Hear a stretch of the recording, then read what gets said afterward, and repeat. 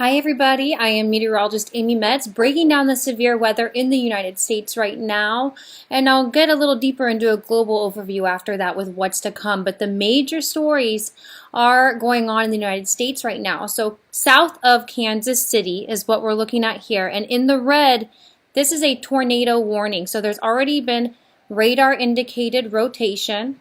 I'll go ahead and play this out as well. Made my cursor extra big so you can see everything I'm circling today. Yellow is a severe storm, meaning that something could come of it that has strong wind gusts over 55 miles per hour, or hail or tornadoes could be coming out of that. But we already do know that the red zone here has had rotation in it. So this is just south of Kansas City, which is right here where the cursor is. And then flood watches in the green. So I'll give you an idea of where the storm is going. It will be traveling just south of Kansas City over some major interstates in the coming hours. So hopefully that can die down with the rotation beforehand. And switching over to a different view here, this is actually how you can read whether or not there's rotation in the sky on your own. So this is at weather.us, and it's called base velocity. So you can either Google that or you can look it up. But what happens here is that there's a radar station, and there's plenty of them. Each one has its own here. And so if you click on one, it's going to give you it'll tell you the feedback exactly, to be precise here. This radar will send out a signal this way, that way. It goes out radially, so all the way, and all these little bits and pieces in between that. What happens is it interacts with the clouds and interacts with any kind of any object, really. It could even sometimes give feedback on bugs when they're large enough. So in this case, the purpose of it is to bounce off the raindrops, and it tells us which way those raindrops are going, an average speed. So you get a direction, and you also get the speed, the velocity.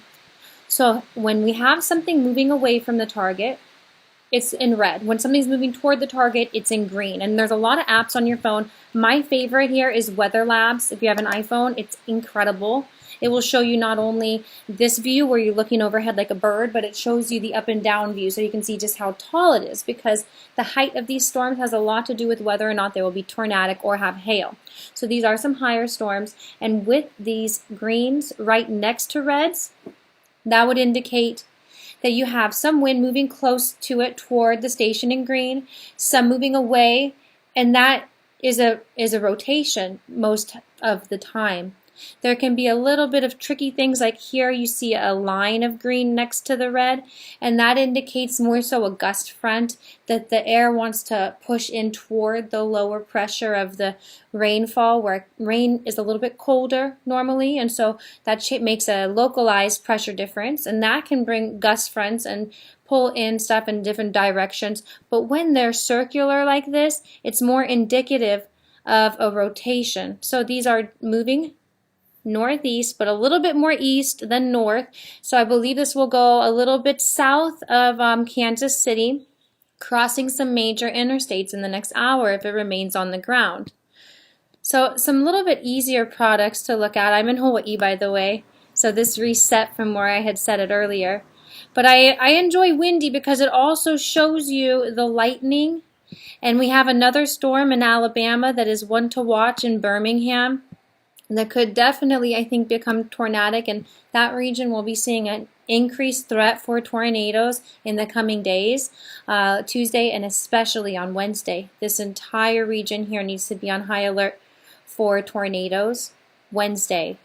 But right now we still have what is south of Kansas City. So with this product, it will give flashes when there's lightning too. It will catch up in just a moment with that. Here you go.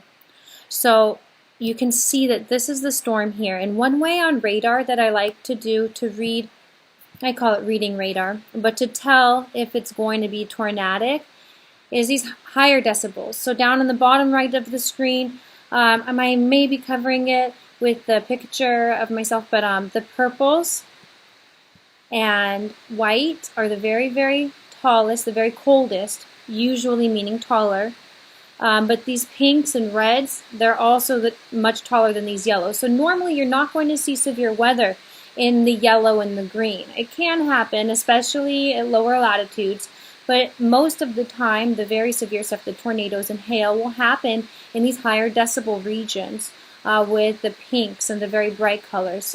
Sometimes products can have different colors associated with it, but it's the warm and the brights that are always used for these very cold or taller cloud tops. Now the good news here is that we notice that this goes from a very bright color, very strong, and it starts to die off just since I started getting ready for this stream actually. So that is great. I was really crossing my fingers that this would not be crossing too many more regions while spinning. So to give a very up close view, this will be passing Belton and Grandview. By the looks of it from this product, I would say that this tornado is probably lifting, but it's definitely a time to be on high alert. In many cases, these storms can kind of pick up the tornado and drop it back down later. One thing I use to decide whether or not that will happen too is temperatures, because once these things get a little bit colder or into a region where temperatures are more the same, they tend to stop producing tornadoes.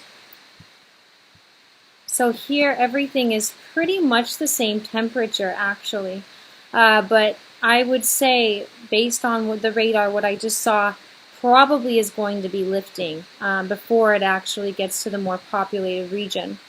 A little bit warmer down south of there, where we have the storms in Birmingham. So that's going to be the next one to be watching, that I'll be getting all the way warmer and warmer here. And again, we're seeing those brighter regions. So the good thing here with this, something else I use when I'm just trying to use radar to decide where a tornado could be, is that a lot of these in the northern part, from Gadsden to Pell City, it's already getting rain cooled before the storms are passing by. That makes it a little bit lower of a chance for the tornadoes to develop there. But what I'm more worried about here then is going to be this system here. We see that it would be moving over dry, warm air here with some V notches, I call them. This is a technical term a lot of people use as meteorologists. So when we see this storm kind of opening up, making these inlets, that can introduce more rotation, like the gust front I was talking about with the localized pressure differences. It helps spin things up a little more. It's keeping them warm. So here we go, checking out everything. Looks like I have somebody on the line that's going to be telling me some more about the storms on the ground. So I'm going to check back in a little bit. I think that we covered what's here for now. If you're in this area near Alabama, please be on high alert. Get your radar out. Make sure you have your alerts on, a weather radio, because these storms could definitely be moving in with some tornadoes. So I hope everybody can stay safe, and I'll be back. If you want more updates, go to Weather Woman on Facebook as well. I will talk to y'all later.